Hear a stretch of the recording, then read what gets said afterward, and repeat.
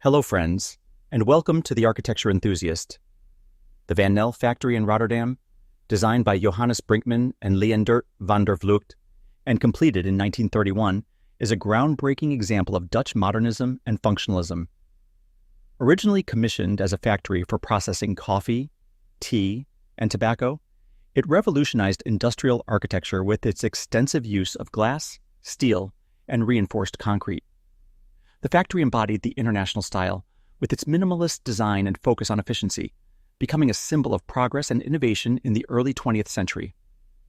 As you approach the factory, the first thing that strikes you is its bold, horizontal lines and sheer scale.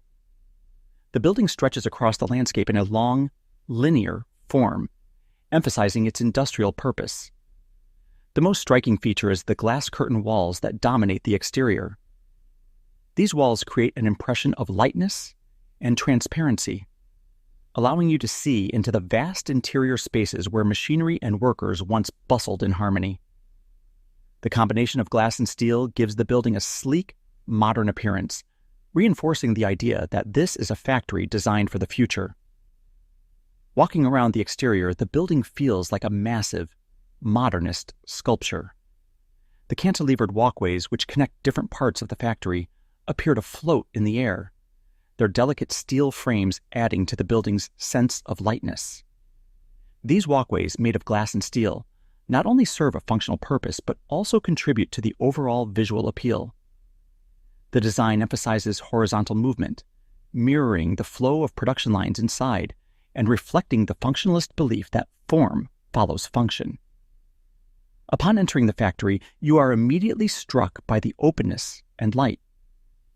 Unlike the dark, oppressive factories of the past, the Van Nelle factory is flooded with natural light from the expansive glass walls.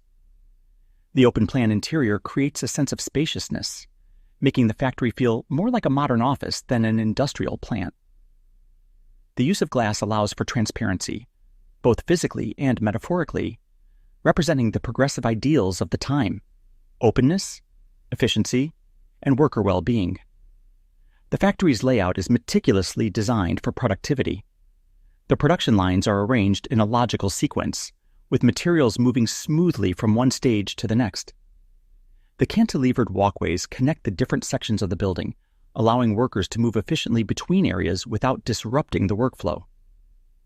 This seamless integration of form and function is a hallmark of modernist design, where every architectural element is carefully considered to enhance the building's purpose. When the Van Nelle factory was completed in 1931, it was hailed as a marvel of modern industrial architecture. Critics praised its innovative use of materials, its emphasis on light and space, and its human-centered design.